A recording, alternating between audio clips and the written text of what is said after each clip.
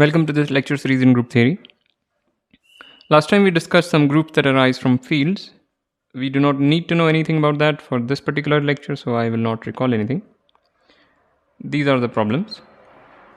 And now let us start with the material of this lecture. So first we will discuss a very simple group, which is basically you take the integers, which are, well, these numbers, and you equip that with the binary operation of usual addition. So the usual addition of integers is a binary operation on Z. And one can easily check that this thing is a group.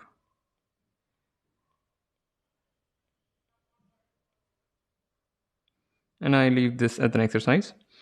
So this is not very interesting. But today what we'll do is something very nice and very useful for our purposes of number theoretic applications. Alright, so we want to discuss a group that I have written in this fashion, but right now this is, of course, just a notation which we don't even know what it means. So let n be some integer greater than or equal to 2. You don't necessarily need to assume this, but let me just give the exposition for this, with this particular assumption, and you'll see that you have negative integers also and all that. Anyway, so fix such an integer. Then recall that this thing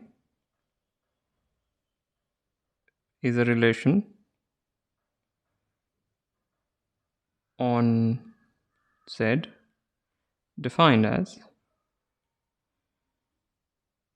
A related to B if and only if n divides A minus B, which we also wrote as A congruent to B modulo n.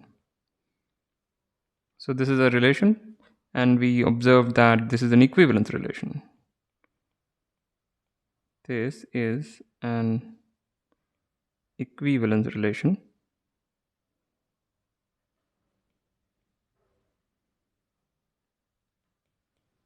The equivalence class of anything, let's say 0, we will denote by 0 bar. Now this suppresses the dependence on n. Well, the equivalence class clearly depends on the integer that you chose. So in this notation that does not appear, but that's okay. We do not need to be very, very explicit all the time, because then we just see too many symbols on paper, and that's not very easy on the eyes. So what is the equivalence class of 0? This is nothing but those integers which are divisible by n. Similarly, equivalence class of 1 are those integers which kind of leave the remainder 1 when you divide them by n, and so on. And let me just stop here at the equivalence class of n minus 1, because these are actually all the equivalence classes. Any other integer you pick, suppose you pick some a, then a bar is actually one of these guys. So you can check that. And these are pairwise distinct. So the set of all the equivalence classes is precisely these things. These partition the entire set of integers. All right, and the set of equivalence classes is what we denote by Z mod nz. This is how we read it, Z mod nz. This is defined as nothing but set of all these equivalence classes. So these are remainder classes modulo n. That's also how we refer to them, because these are all the remainders that you get when you divide an integer by n, and yeah, I mean, these basically partition the set of all integers. All right, so this is a notation right now. Why such a hefty notation has been picked is not clear as of now, but it will become clear. This has a very, very meaningful background, but we haven't. We will reach there eventually. And let me just say, so this is read as Z mod nz. That's how we read it. All right. So this is just a set right now. We will equip this with a group structure. So first we need to define a binary operation. So to do that, before we even talk about a binary operation, first let's consider an operation on subsets of Z. So pick two non-empty subsets of Z. We define their sum as follows. Let me write x and y, that's better. X plus y such that x is in A and y is in B. So you pick something in A and pick something in B and just sum them, and you do for all such pickings. That is this guy. Now this plus is the usual addition of integers, while this plus is something that we are defining. So do not confuse this with that. This has nothing to do with that. It's just that we use the same symbol. Well, because first of all, if we use too many different symbols, that gets cumbersome, and you can see that it's not such a bad idea to use the same symbol here, even though that is technically speaking an abuse of notation. At any rate, what we want to discuss is this, that if you sum up two equivalence classes, they add up in a very nice way. So you pick sort of a representative of that equivalence class, another representative of the same equivalence class, and just add the representative and take the corresponding equivalence class. That's what the sum of these two things is. So we need to prove this, and let's prove. So first we will show this containment, that this guy is contained there. So for that, let x in A bar and y in B bar be arbitrary. Then x is nk plus A for some integer k, and y equals nl plus b for some integer b. So for some integer L. And here I'm not assuming that A and B are between 0 and n minus 1 or any such thing. They are just some arbitrary integers.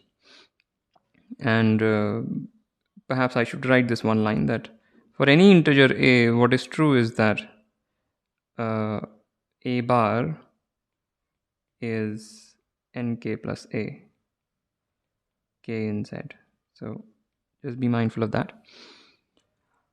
Alright, so fine, we picked two things, x and y in A bar and B bar arbitrarily. The first one we can write in this fashion, the second one we can write in that fashion. So what is x plus y? So then x plus y is, of course, n times k plus L plus A plus B, which is an element of A plus B bar. So therefore x plus y belongs to A plus B bar. So what we have shown is that A bar plus B bar is contained in A plus B bar. So this much we have shown. For the reverse direction, this time we pick something arbitrarily from the right side.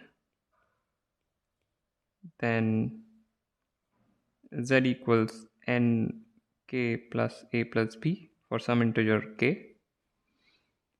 So this we can write as n times 0 plus A plus n times k plus B. Okay, but this thing, what the first guy is in A bar and the second guy is in B bar. So therefore, the above thing belongs to A bar plus B bar by definition of A bar plus B bar. So what we have shown now is that A plus B bar is contained in A bar plus B bar. We picked something arbitrarily from this and showed that it is here, and therefore the containment happens. So these two containments together imply that this indeed holds, and we have proven the lemma. Alright, so with this lemma we can now define a binary operation on Z mod nz. So define a binary operation which we again write as plus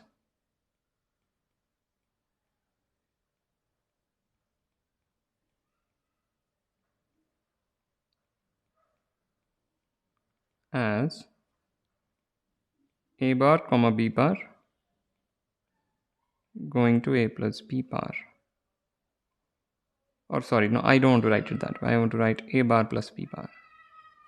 So this is how I define it, and of course, as we just saw, This is nothing but a plus b bar. Yeah, so that's our binary operation. Too many pluses, but they kind of have, I mean, here you could say they have the same meaning, but there's a subtle difference. Anyway, I hope you follow what I'm trying to say. So this is a binary operation. Now we will check that this is a group. So associativity, well, you just see that a bar plus b plus c. Okay, let me not skip steps. This is nothing but, by definition of addition,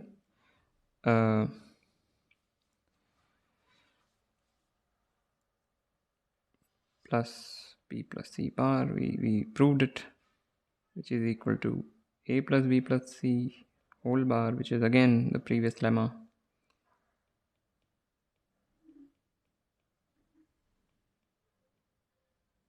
So this is a bar plus b bar plus c bar. And therefore this is associative. For identity,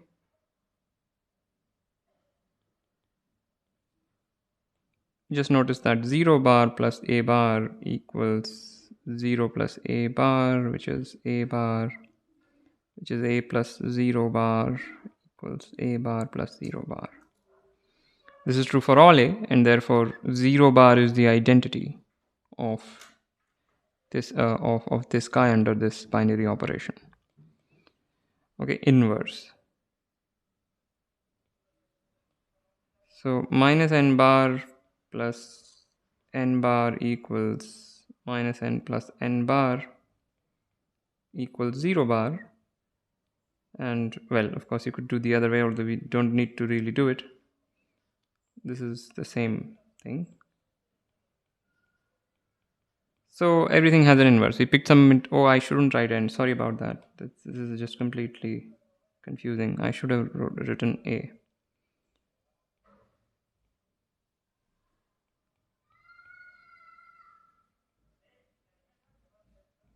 Yeah.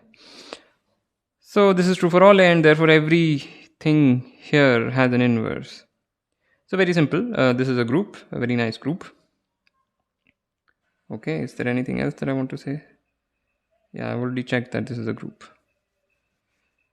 So this is our first group that we will use for number theoretic applications. It's a very beautiful group, I think. Although it's difficult to say what is the symmetry thing that we're talking about. How do you interpret this as a set of symmetries or something? We'll see that. You can do it. You can think of it as some kind of rotations or something. But anyway, that doesn't matter. It is a group. We have verified it. And with this, I end this lecture. As usual, like, comment, share, subscribe. I also have Patreon. The link is in the description below. Thank you for listening, and I'll see you next time.